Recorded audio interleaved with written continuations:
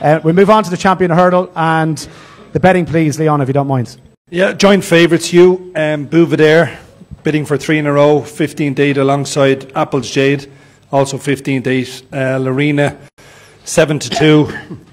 Sharjah, 9-1. Melon and Esbordalan, both at 14-1. Look, I suppose Bouvidaire, I think you can get lucky once, but to win 2 is a phenomenal achievement. Probably hasn't hit the heights that he hit in his first champion hurdle win. I thought it was a poor enough champion last year, if I can say that, because Mellon just hasn't franked the form at all this year. No. He got very close to beating him last year. Apple's Jade has been nothing sort of sensational this season. She was electric last time over 2 miles. She gets a £7 mare's allowance, as does Lorena. My own opinion, I think Lorena might be the one. I just think, look, she hasn't done an awful lot this year.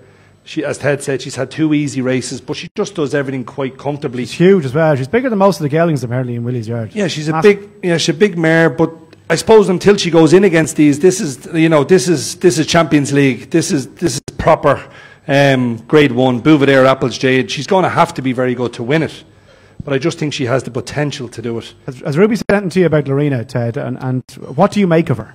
Yeah, well, I think she's obviously, stating the obvious, she's a good mare, but I think she'd want to be in any power. Maybe she is, but I think she'd want to be in any power with her lack of experience and the way she jumped at Punchestown to beat these. I mean, these are 2 very, very good horses. He's a dual champion hurl winner. He's a brilliant jumper. He's a model of consistency, and the mare is absolutely electric this year. She's as good a leper as you could ask for. She goes to her hurls with determination. She gets the trip well.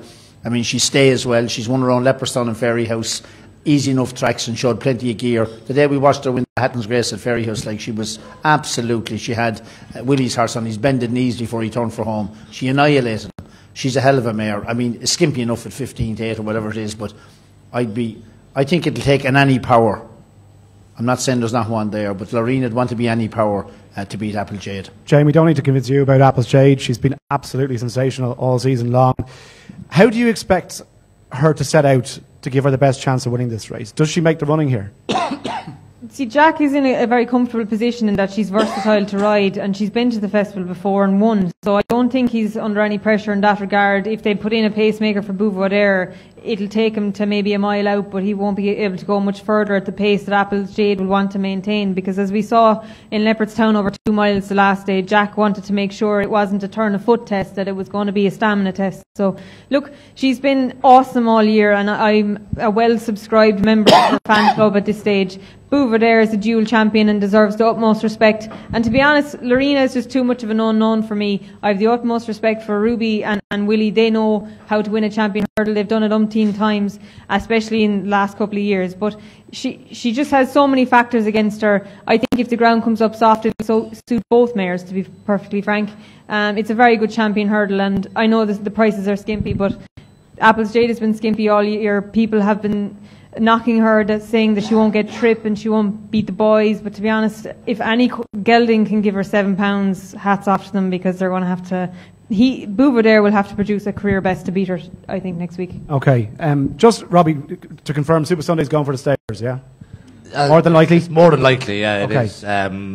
If the ground was to turn up very heavy in Cheltenham, he might revert to the champion hurdle, because 3 miles might be pushing it a bit, but it's more than likely he'd go stairs. Okay, great. So on that basis then, and you have to factor in that Ruby's going to ride Lorena ahead of Mellon, who was just touched off by Bouvidaire last year, and ahead of Sharjah, who was brilliant over Christmas, was very good in Galway, obviously, and maybe might have an unknown quantity about him here. You have to respect the fact that Ruby has gone for Lorena, do you? Yeah, definitely. And I think Sharjah will be placed in the champion hurdle. You think so? I think he'll be placed. I can't see him winning it. Okay. I just think he'll fall short of winning it. Twice this year, both in the Hatton's Grace and at the Dublin Racing Festival, I was second to Apple's Jade on Super Sunday, and on both occasions she was phenomenal. As good a performance I've seen for a long time, or ridden behind for a long time. My only concern with her, I know she won the Mayor's Hurdle 2 years ago, but she didn't produce her best that year. Her best performances have always been on flat tracks. Aintree, or Fairyhouse, Leopardstown. They're not completely flat, but they're not as the undulations of Cheltenham. She's on the turn the whole time in Cheltenham. She's inclined to jump out a bit to her right. I just don't think Cheltenham's her track, and that'd be my big worry about Apple's-Jade in the champion hurdle. That all them little times when you jump away to the right around Cheltenham, they build up, they add up, and you can't afford to do that and still win a champion hurdle. And she was in season last year as well. That was a big thing for Gordon, both at Punchestown and at Cheltenham. Now, by all accounts, they've done an awful lot to try and prevent that from happening again.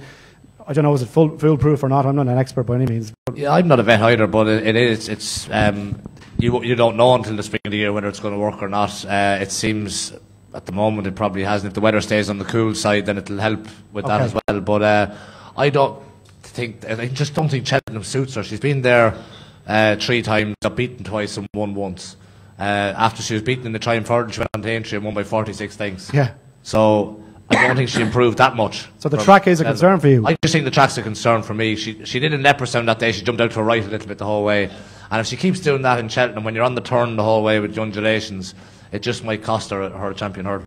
Ted, would you have a concern? Yeah, well, a puppy has ridden around the hurdle track more often than I have and more experience at it. I would agree with him. I would agree if you're looking for a negative, that's a negative. The fact that she does do that. She jumps out to her right a bit, and if she does that, Cheltenham is a tight enough track. For something at a biggish price, 16 or 20 to 1, Gavin Cromwell's horse, Esper, he beat Stormy Island in a canter at Limerick, and beat her every bit as easy as Lorena beat her at Punchestown. And he's 16 or 20 to 1. He could be, 5-year-olds haven't got a great record in it, but if you're not tempted to back the others at 7 to 4 and 2 to 1. Lorena has twice beaten a mare of Jessie's. I finished 3rd behind her twice. Yeah. A mare called Aletrix. Yeah. The 2 occasions she beat her 11 lengths. Yeah. Aletrix is 25 to 1 for the mare's hurdle that day. Yeah. And Lorena is 7 to 2 for the champion hurdle. Yeah. 7 to 2 is a scandalous price about Lorena for a champion hurdle. Scandalous is right. Esper That was a dig at you again. I'm just marking off the digs at Leon Branch. We're up to 8 already, by the way. We've only gone 20 minutes. There is a thief among us here. Yeah, and he's to my bleeding left. So, okay, Esper Dallin is interesting. He's 8 out of 9. I mean, 5-year-olds don't have a great record. Catcher was the last one to do it. Just go back to you, Jane. Just the final say on Apple's-Jade and the track. Do you share that concern? Would that in any way kind of dampen your enthusiasm for her? Well, there's no horse, when you go through the races, there's no horse here that's flawless. So I think it's a valid point, and definitely I would concede that. But it's her only chink, and in a very strong armour. Okay, all right, so there you go. So a lot of support for Apple's-Jade. Lorena has to go and prove it at a big price. Esper Dallin, 14 to 1 at the moment with BoyleSports. If you fancy that, we'll try and get it in hands later on. That's the champion hurdle. Okay, let's move on.